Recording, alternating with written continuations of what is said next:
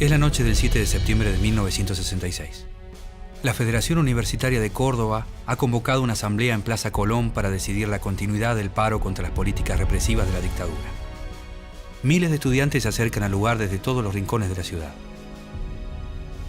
Mientras tanto, la policía avanza a paso firme desde el centro. El gobierno ha ordenado el uso de la fuerza para impedir el acto. En Avenida Colón, la policía se encuentra con los estudiantes y los reprime violentamente. Los jóvenes responden con piedras y en pocos minutos se desata una batalla campal que se extiende por todo el centro de la ciudad. En medio de los disturbios, un policía dispara 3 tiros a quemarropa a un manifestante. El joven cae herido gravemente. Su nombre es Santiago Pampillón. Cursa segundo año de ingeniería en la Universidad Nacional de Córdoba y trabaja como operario en la fábrica ICA Renault. Pampillón muere 3 días después y se convierte en un símbolo de la resistencia. Su doble condición de obrero y estudiante no es un detalle menor.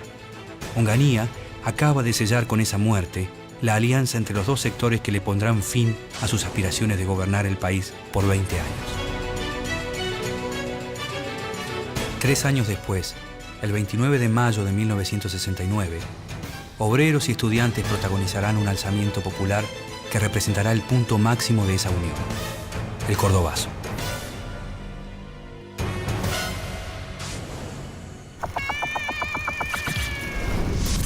Las Fuerzas Armadas produjeron la única respuesta posible. No hay enemigo pequeño ni fuerza desdeñable, porque ya no hay pueblos aislados.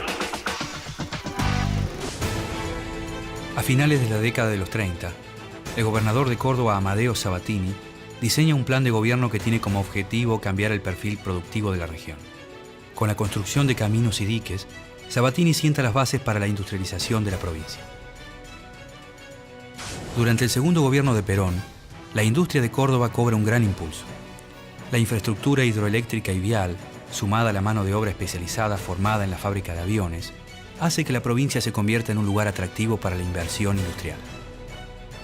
Estas condiciones favorables para la producción permiten el establecimiento de empresas extranjeras como Fiat y Kaiser, convirtiendo a Córdoba en el centro principal de la industria automotriz de Argentina. Alrededor de estas industrias surgen decenas de empresas autopartistas de capital nacional que proveen de piezas a las grandes automotrices. De este entramado surge un nuevo tipo de obrero industrial que cambia la fisonomía y la composición social de la clase trabajadora cordobesa.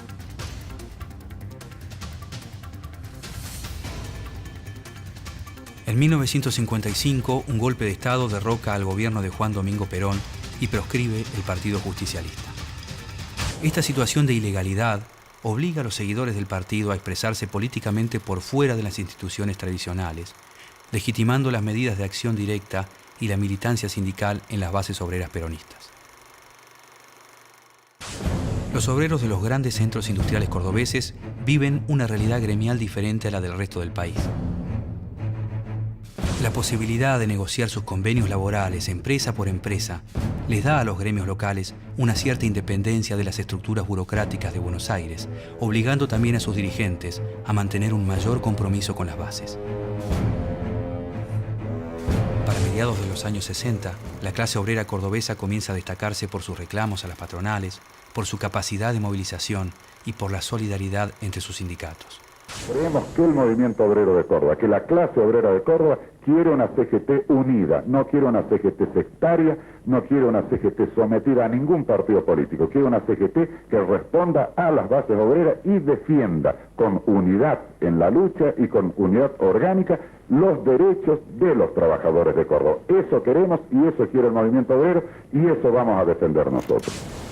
Cuando el 28 de junio de 1966 las Fuerzas Armadas derrocan al gobierno constitucional de Arturo Illia, los gremios cordobeses son los que están mejor preparados para hacer frente al nuevo régimen.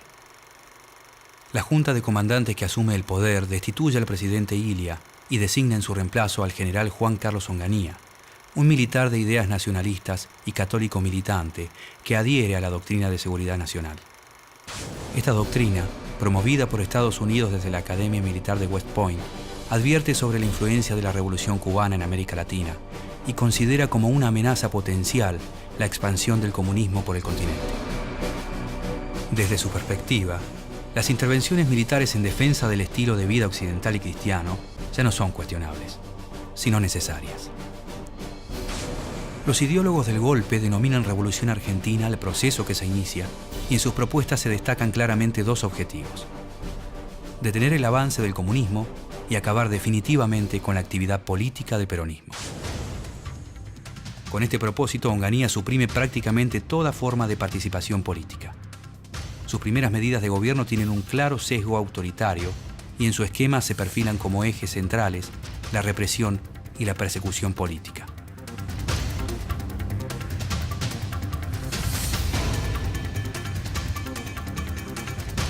Onganía clausura el Congreso y reúne en su figura la suma de las funciones del Poder Ejecutivo y Legislativo. Los partidos políticos son proscriptos, se interviene en las universidades nacionales y se prohíbe la actividad política a los estudiantes. En varias universidades, docentes y alumnos protestan por las intervenciones, movilizándose y ocupando facultades. En todos los casos, la respuesta del gobierno es el desalojo por la fuerza. El clima de represión y censura que se vive en las instituciones educativas produce un exilio masivo de intelectuales y científicos, provocando un daño irreparable a la cultura y a la ciencia del país.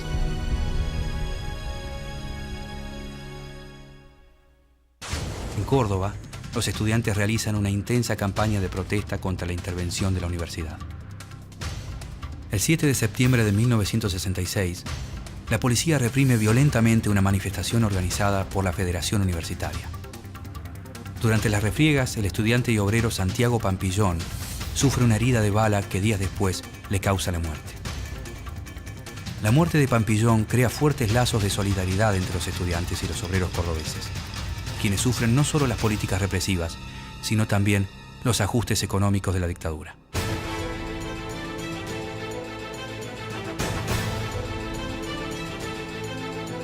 Otro de los objetivos del régimen, estrechamente relacionado con las medidas autoritarias, es asegurar la implementación de un programa de modernización de la economía. En 1967, Onganía designa como ministro de Economía a Adalbert Krieger Bacena, un hombre ligado a los grandes grupos empresarios y de excelentes relaciones con los organismos financieros internacionales. La fundamental medida de orden económico tomada hoy consiste en la liberación del mercado cambiario, el que continuará vigilado en la medida indispensable para evitar el uso abusivo de divisas y las operaciones especulativas. El gobierno devalúa la moneda un 40%, congela los salarios por 2 años y realiza despidos masivos en empresas y organismos públicos. El nuevo plan económico propone un modelo de desarrollo industrial dependiente de las inversiones extranjeras. La devaluación de la moneda estimula el arribo de capitales, pero estos, en lugar de crear nuevas empresas, absorben las ya existentes o especulan con inversiones a corto plazo. El gobierno también suprime los subsidios que protegen producciones regionales como el algodón, la yerba y el azúcar. Estas medidas provocan un grave daño en las economías provinciales. Desprotegidas por el Estado, muchas empresas nacionales no pueden competir en igualdad de condiciones y se ven obligadas a cerrar. Como el éxito de las políticas de ajuste depende en gran parte del debilitamiento de las organizaciones obreras, el gobierno establece la conciliación obligatoria en los conflictos industriales. Las empresas tienen el camino allanado para disminuir sus costos laborales y aumentar las ganancias. Los principales dirigentes sindicales peronistas, Augusto Bandor y José Alonso, quienes en un principio habían apoyado el golpe, se ven forzados a enfrentarse al régimen ante este grave panorama. Buenos días, señores. ¿Podrían explicarme cómo es la situación en el interior de la planta? El interior de la planta todo tranquilo, nada más que se ha tomado esta medida de fuerza para hacerle ver de que nosotros estamos siempre en la lucha y que deseamos una mejora para todos, que es lo lógico. Los efectos del paro decretado por SMATA son totales aquí en Ica Renault, donde el ausentismo ha alcanzado el 100%, según informes que hemos recibido hace instantes de la administración de la planta. En cambio, se ha hecho presente numeroso personal administrativo y, por supuesto, todo el personal jerárquico. Crónica 10 va a continuar la recorrida por la ciudad. Crónica 10 recorriendo la ciudad, ahora son las 9 de la mañana y los efectos del paro decretado para hoy se sienten con alguna intensidad en algunas zonas, especialmente en la parte céntrica, donde es bastante reducido el número de vehículos. La mayoría de los comercios han cerrado sus puertas. Efectivos de la Guardia de Infantería apostados aquí en la esquina de 27 de abril y Pérez Alfil. Vamos a pasar frente al edificio de la CGT Seccional Córdoba, donde notamos muy poco movimiento. La primera huelga general que decreta la CGT en contra del gobierno obtiene como respuesta la suspensión de la personería gremial a 6 de los principales sindicatos del país. Con todos los mecanismos de protesta cercenados, el gobierno de Onganía deja al movimiento obrero frente a una encrucijada. Participar en las negociaciones con la dirigencia empresarial y el régimen militar, bajo las condiciones que estos impongan, o adoptar una lucha más radicalizada y de confrontación, asumiendo los riesgos que esta decisión implica. El dilema planteado por el régimen se resuelve en marzo de 1968, durante el Congreso Nacional de la CGT. Las vacilaciones y la incapacidad de la cúpula sindical para enfrentar las medidas tomadas contra los trabajadores provocan el surgimiento de una central disidente, la CGT de los argentinos. El movimiento obrero queda dividido en dos. Por un lado, los gremios agrupados bajo la conducción de Bandor, quienes mantienen una postura condescendiente y de negociación con el gobierno y se apropian del edificio de la calle Azopardo y de las siglas tradicionales de la Confederación. Por el otro, la CGT de los argentinos, con posiciones críticas hacia el régimen y a la que adhieren mayormente los gremios independientes y del interior. Conducida por Raimundo Ongaro, de la Unión de Trabajadores Gráficos, esta nueva confederación capta el apoyo de la mayoría de los sindicatos disconformes y se hace fuerte en las provincias, especialmente en Córdoba. Pero garantizar el espíritu de la tarde, luchando juntos los trabajadores. Este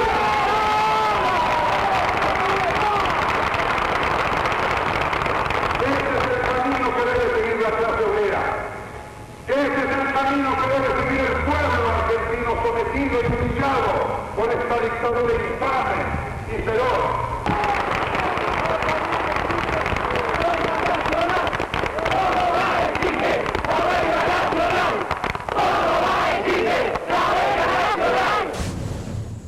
Las políticas económicas de Onganía influyen probablemente en Córdoba más que en ninguna otra región del país.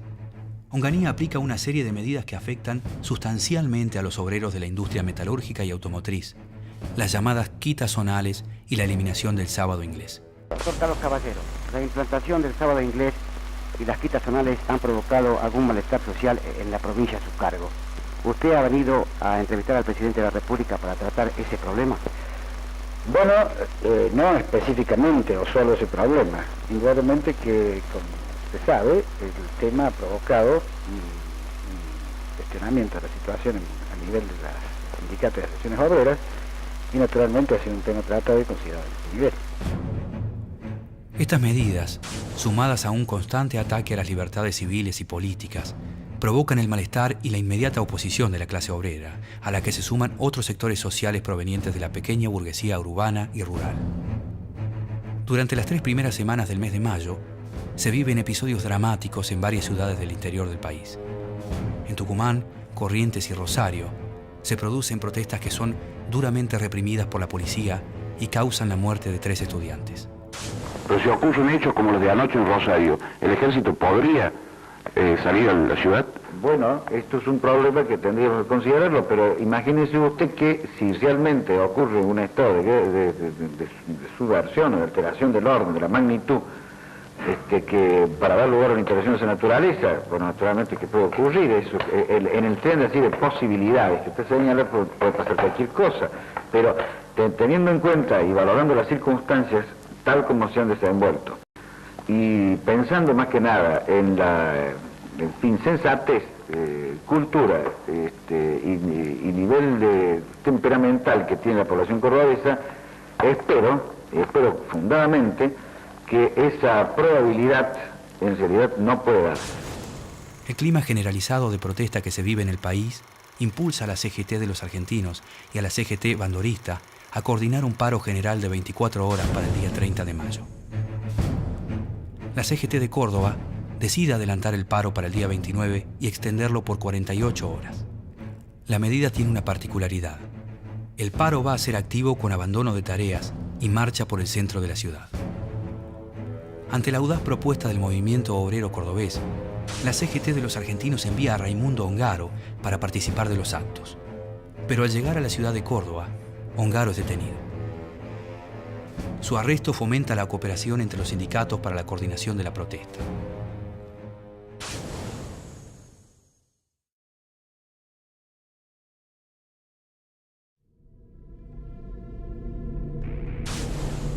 El 29 de mayo, a media mañana, el general Onganía preside en Buenos Aires los actos de festejo por el Día del Ejército. Mientras tanto, en Córdoba, miles de obreros se aprestan a abandonar sus lugares de trabajo y marchar hacia el centro de la ciudad. Desde la central de EPEC, marchan los empleados agrupados en el sindicato de Luz y Fuerza, con Agustín Tosco al frente. En la ciudad universitaria, en el barrio Clínicas y en puntos estratégicos del centro de la ciudad, se agrupan las distintas corrientes estudiantiles. En Fiat, los sindicatos Citrax y Tram, que están bajo direcciones burócratas y sumisas a la empresa, no participan de la protesta. No obstante, una gran cantidad de trabajadores deciden no acatar la orden de sus sindicatos y abandonan las plantas de Ferreira. Por la Ruta 9 Sur avanzan los obreros de Fiat Concord, Fiat Matterfer, Grandes Motores Diesel, Thomson Ranco y Perkins. Desde el barrio Santa Isabel parten los trabajadores de ICA Renault, nucleados en los gremios SMATA y WOM, constituyendo la columna más numerosa con aproximadamente 5.000 trabajadores. Al paso de la movilización, trabajadores autónomos y de pequeñas industrias se suman a las múltiples columnas, engrosando el número de manifestantes. Cuando los trabajadores de ICA Renault se acercan a la Plaza de las Américas, ubicada en la periferia del centro de la ciudad, la Policía Federal comienza a reprimirlos.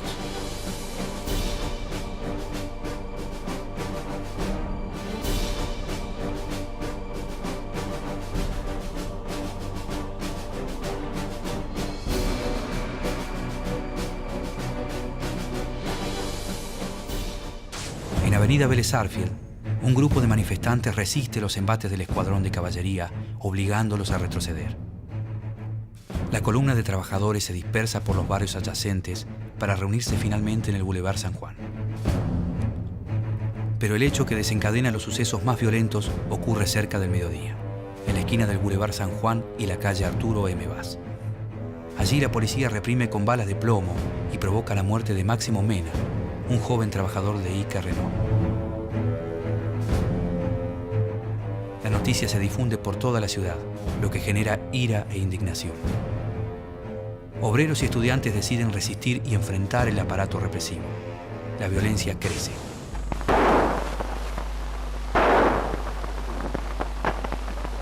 Observamos a un policía que tira con una pistola 45.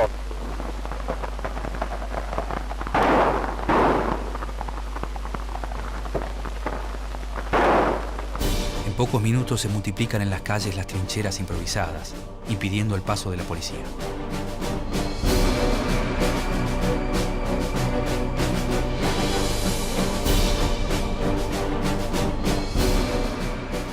Con lo que encuentran a su paso, maderas, hierros, automóviles, los manifestantes construyen barricadas y desde allí hacen frente con piedras y palos a las balas y a los gases. El acto central no se lleva a cabo. La ciudad se convierte de a poco en un gran campo de batalla.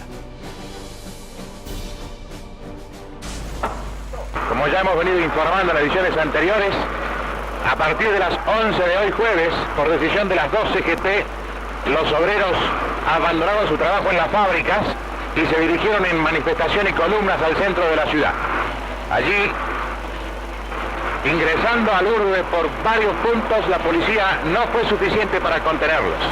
En consecuencia, en numerosas esquinas y centros importantes comerciales de Córdoba se han producido episodios como estos que las imágenes están registrando. En este momento, un pelotón de la compañía de gases de la Policía de Córdoba está procediendo a la represión de un grupo de manifestantes apostados en una de las esquinas Rivadavia y Catamarca. En todas las esquinas del centro pueden observarse barricadas como esta que han sido encendidas por los manifestantes. Observen ustedes cómo se arrojan las granadas de gases hacia los lugares donde hay manifestación de público. Los manifestantes ganan terreno en diferentes sectores y las fuerzas policiales, a cargo del comisario Sánchez Laos, se ven desbordadas y deciden acuartelarse. Córdoba queda en manos de sus habitantes.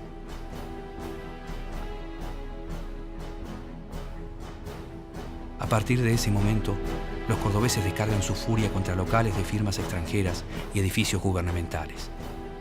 Los vecinos colaboran intensamente con los manifestantes, arrojando desde balcones y ventanas todo tipo de elementos que puedan servir para armar las barricadas. Con el paso de las horas, el panorama en el centro se torna desolador. Comercios con vidrieras rotas, automóviles y colectivos tumbados en las calles, arrasados por el fuego de las molotov.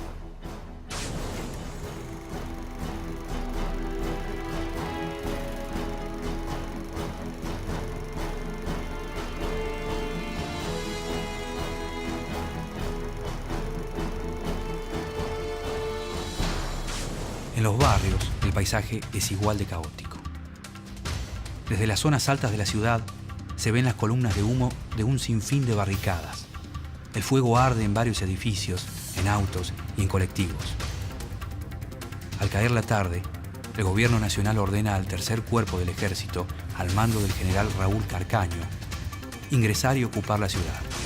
45 jeeps, 15 camiones, 2 ómnibus y 3 automóviles particulares. Esta es la caravana en la que se conduce la escuela de tropas por Avenida Colón al 3100 a la ciudad de Córdoba para hacerse cargo de la situación. A partir de allí se implementa el toque de queda, oficializando el estado de sitio. Durante la noche, algunos grupos de manifestantes continúan con los enfrentamientos. En varias esquinas se mantienen fogatas encendidas y se escuchan disparos en las calles. El saldo de la jornada es de más de 20 muertos y decenas de heridos. Al día siguiente, Onganía anuncia la creación de los consejos de guerra para juzgar a quienes considera responsables de romper el orden y la paz social en Córdoba. Son condenados a prisión Agustín Tosco, Jorge Canelles y Elpidio Torres, entre otros importantes dirigentes sindicales.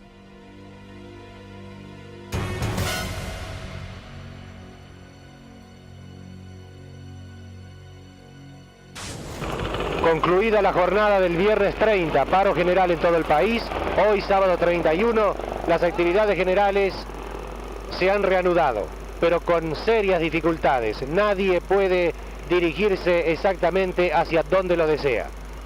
Algunos aviones sobrevuelan todavía la ciudad, como lo hicieron en las 2 jornadas anteriores. Entre tanto, abajo, la ciudad muestra la imagen del caos. El gobernador Caballero declara públicamente que la influencia marxista y guerrillera es la causante del levantamiento. Córdoba, creo que los sindicatos, las fuerzas obreras, indudablemente descontentas con algunas medidas que ellos consideraban o estimaban que dañaban sus derechos, y los estudiantes afectados emotivamente por otras circunstancias que son del dominio público, fueron exacerbados por grupos perfectamente organizados de extremistas, concretamente marxistas con entrenamiento guerrillero, que se distribuyeron por toda la ciudad, impulsaron y guiaron ese movimiento espontáneo que suele ocurrir en todas las masas, y que en definitiva provocaron el desastre y ocasionaron también los tiroteos que marcaron la jornada del viernes. A las pocas semanas, presionado por Onganía, Caballero renuncia a su cargo y asume en su lugar el general Carcaño. En consecuencia, el excelentísimo señor presidente de la Nación, frente a este cuadro de situación, adoptó la siguiente resolución. Primero, aceptar la renuncia reiterada por el señor gobernador de Córdoba. Segundo, disponer la intervención federal al Poder Ejecutivo de la provincia de Córdoba. Tercero, designar al señor general Carcaño como comisionado federal, con la misión de mantener el orden y la paz interna a toda costa. El cordobazo es el primer golpe a las intenciones de Onganía de mantenerse en el poder durante 20 años. Después del 29 de mayo, se producen otras puebladas. Tucumán, Chipoleti, Salta y el segundo Rosariazo, a mediados de septiembre, sacuden la estructura de la Revolución Argentina. El 29 de mayo de 1970, cuando se cumple el primer aniversario del estallido social en Córdoba, el general Pedro Eugenio Aramburu, expresidente de facto que derrocó al general Perón en 1955, es secuestrado y luego asesinado por la agrupación armada Montoneros. Este hecho produce la definitiva destitución de Onganía de la presidencia de la Nación. Luego del 29 de mayo, el movimiento obrero se convirtió en el principal motor de las luchas sociales y surgió en Córdoba un grupo de dirigentes gremiales que formaron la corriente sindical clasista y combativa con fuerte influencia de los sectores de izquierda. Con el paso del tiempo, el cordobazo devino en un mito que sirvió para profundizar aún más la militancia obrera y estudiantil y alimentó el imaginario colectivo durante los violentos años de lucha y resistencia que siguieron.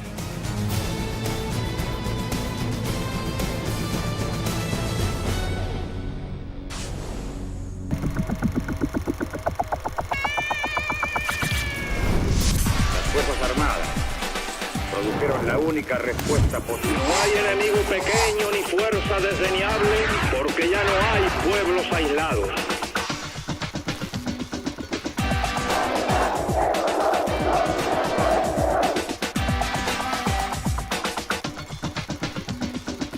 Hemos llegado a la Revolución Argentina.